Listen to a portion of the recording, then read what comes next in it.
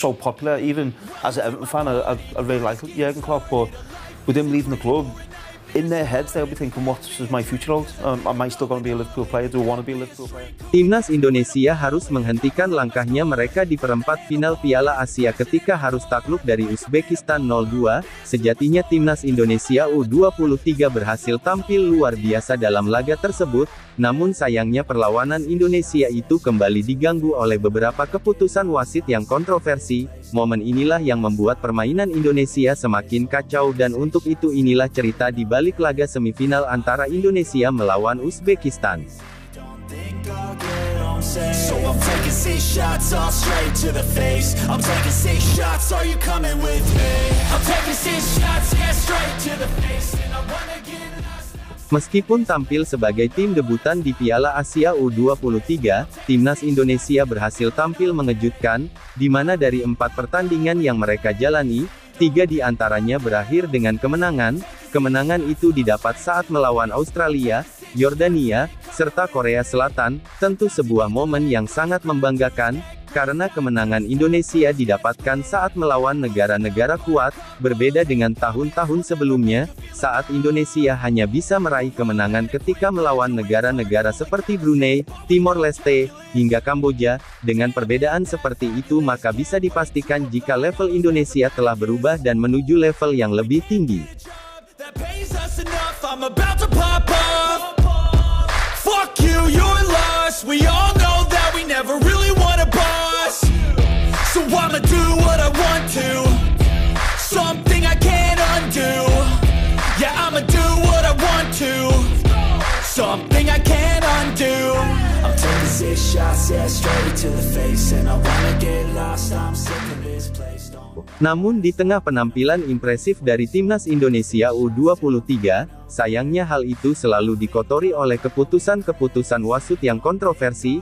Kita semua tahu saat Indonesia melawan Qatar di babak fase grup, permainan Indonesia sudah sangat bagus, namun waktu itu Justin Hafner dan kawan-kawan kalah dengan skor 2-0, kekalahan yang patut disesali karena di laga itu Indonesia banyak dirugikan oleh wasit. Kerugian yang paling parah adalah saat timnas kehilangan Ivan Jenner karena dirinya dianggap melakukan pelanggaran keras, padahal jika melihat tayangan ulang kaki Ivan Jenner terlihat tidak mengenai kaki dari pemain Qatar, bahkan saat itu Jenner malah terkesan ingin menghindar.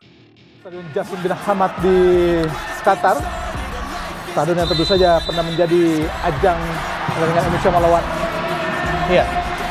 Oh, Indonesia harus bermain dengan 10 pemain di awal-awal babak. Qatar juga kita lihat di sini sebenarnya.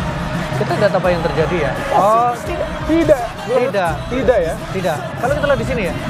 Tidak terjadi apa. Tidak perlu mendapatkan kartu kuning. Keputusan kontroversi dari wasit kembali dialami oleh Indonesia tadi malam. Kali ini terjadi saat melawan Uzbekistan. Dalam laga tersebut Indonesia sejatinya unggul terlebih dahulu setelah Ferrari mampu menceploskan bola ke gawang Uzbekistan. Sayangnya gol itu harus dianulir karena Ramadan Sananta dianggap berada di posisi offside. Sananta sendiri adalah pemain yang memberikan umpan ke Ferrari sebelum terjadinya gol. Langsung dikotak penalti. Dituju tadi. Sodekan.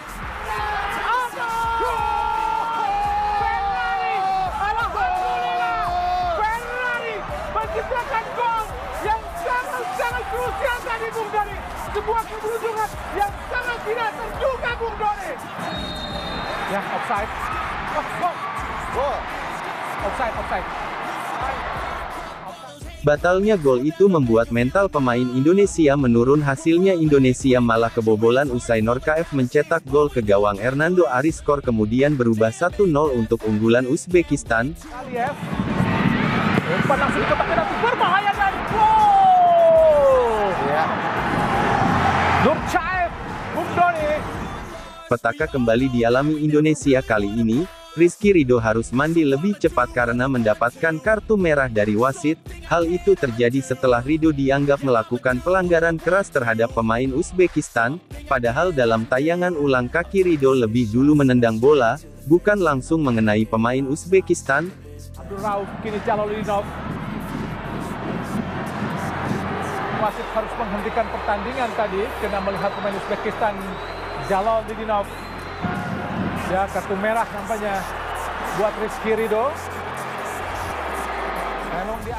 Setelah momen tersebut permainan Indonesia menjadi berantakan, saking berantakannya Pratama Arhan malah melakukan gol bunuh diri, skor 2-0 kemudian berubah untuk keunggulan Uzbekistan, dan keunggulan itu bertahan sampai pertandingan selesai, sehingga Uzbekistan berhak melaju ke babak final Piala Asia U23. Hit low there by Jalolodinov. It can't be finished the first time, but it does end up in the back of the net. It's an own goal from Arhan in the end. Jalolodinov really stretching the keeper. Terlepas dari kemenangan yang diraih Uzbekistan, keputusan kontroversi dari wasit tetap menjadi topik utama untuk dibahas. Beberapa reaksi kemudian diberikan, ada yang setuju namun ada juga yang kurang setuju dengan apa yang diputuskan oleh sang pengadil lapangan, dan berikut ini adalah beberapa reaksi soal keputusan wasit yang dinilai sangat merugikan timnas Indonesia. Saya ulangi. Kartu merah yang diterima Rizky Ridho adalah salah satu keputusan terburuk yang mungkin Anda lihat, tulis Paul Williams _85. Bukan salah VAR. VAR itu hanya alat untuk membantu. Yang memutuskan pada akhirnya tetap subjektivitas wasit. Kalau di Premier League, perbedaan inkonsistensi keputusan pasca VAR biasa terjadi pada kasus handball, tulis Dex Gleniza. Selain reaksi untuk wasit yang kontroversi, media sosial juga dibanjiri dengan apresiasi soal timnas Indonesia.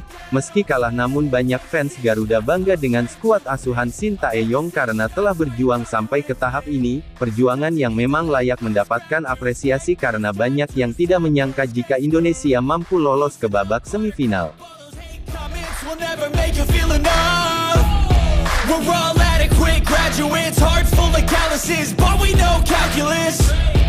Damn, ain't that fabulous. Can't wait to apply all those mathematicus.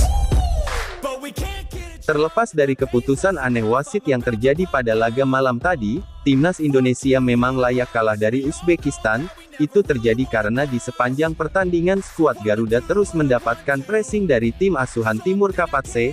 Hal itulah yang membuat para permainan Indonesia menjadi sulit berkembang. Akibatnya Marcelino dan kawan-kawan sulit untuk menciptakan peluang. Berbeda dengan Uzbekistan yang banyak mendapatkan peluang, hal itu terlihat dalam statistik pertandingan antara kedua tim.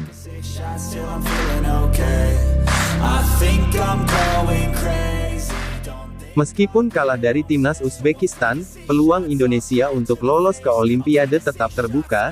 Syarat Indonesia harus menjadi juara 3 Piala Asia.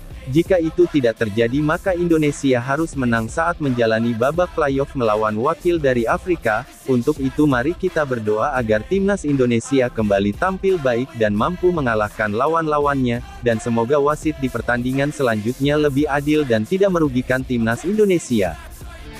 Ini ada game kedua, yang penting yang memastikan kita juga lolos Olimpiade. Tempat ketiga, kita mau nyerah atau mau fight back? Mau nyerah atau mau fight back? Ayo, come on! Masih ada, come on! Ayo!